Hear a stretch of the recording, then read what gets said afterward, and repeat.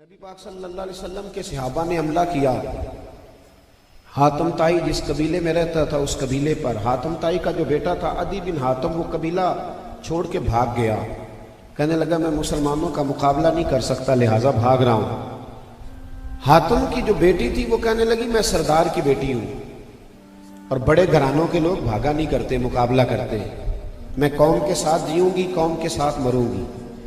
صحابہ کرام علیہم رضوان نے جب حملہ کیا تو وہ قبیلہ گرفتار ہوا تو بیٹی بھی گرفتار ہو کے آئی.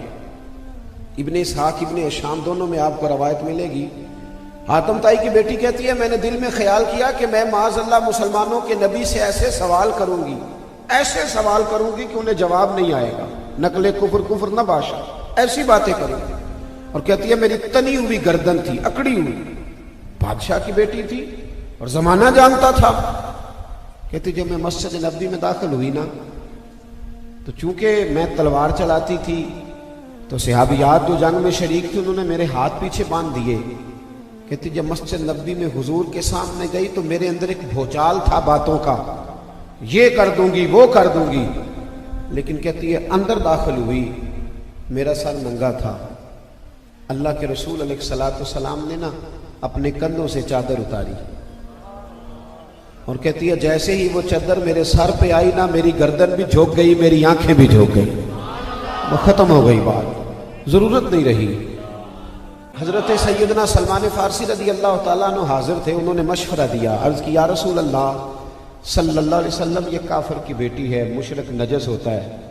حضور میں اپنی چادر نہ پیش کر دوں, سر ڈھانپنا ہے تو آپ کی تو چادر پہ قرآن مجید کی آیات نازل ہوتی ہیں, مدثر اور مزمل والی چادر اپنی نہ دے دوں, یہ کافر کی بیٹی ہے. تو اقبال اسرار بے خودی میں کہتے ہیں کہ میرے مصطفیٰ کریم نے تاریخی جملے کہے.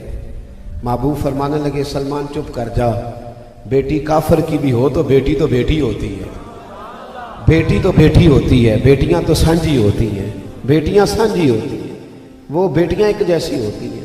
آج تو لوگوں نے پھیتا پکڑا ہوا ہے نا, بیٹیوں کے قد ناپتے پھرتے ہیں. کہتے ہیں 1 انچ قد بڑا ہوتا تو میں اپنے بیٹے کے لیے لے لیتا, ڈر اللہ تعالیٰ سے. میرے محبوب نے فرمایا بیٹی تو بیٹی ہوتی ہے, بیٹی تو بیٹی ہوتی ہے. حاتم طائی کی بیٹی کہتی ہے اب نبی پاک صلی اللہ علیہ وسلم سے کرنے کے لیے میرے پاس بچا کچھ نہیں کہ میں بات کروں. حضور فرمانے لگے تیرے باپ کے اندر اچھی عادتیں تھیں, تو بتا کیا چاہتی ہے, تجھے آزاد کر دوں؟ تو وہ عرض کرنے لگی حضور صرف میں نہیں آزاد ہوگی, میرا سارا قافلہ بھی چھوڑنا پڑے گا. تو محبوب نے فرمایا تو بڑے سخی کے پاس آئی ہے, جا تیرے سارے قبیلے کو آزاد کرتا ہوں. وہ آزاد کر دیا. جب واپس گئی تو اس نے اپنے بھائی کو بلایا. کہنے لگی بھائی میں جس سے مل کے آئی ہوں وہ بادشاہ نہیں ہے, وہ اللہ کا نبی ہے. بادشاہ نہیں, وہ اللہ کے نبی ہے صلی اللہ تعالی علیہ. تو چلا جا. تو عدی بن حاتم کہنے لگا میں وہ نہیں ہوں جو عورتوں کی باتوں پہ لگ جاؤں گا, پہلے جاؤں گا تحقیق کروں گا, اگر میری سمجھ میں بات آئی تو کلمہ پڑھوں گا. کہا جا کر لو تحقیق. عدی کہتے میں آیا اور جب میں پہنچا نا تو نبی پاک صلی اللہ علیہ وسلم مسجد میں بیٹھے تھے.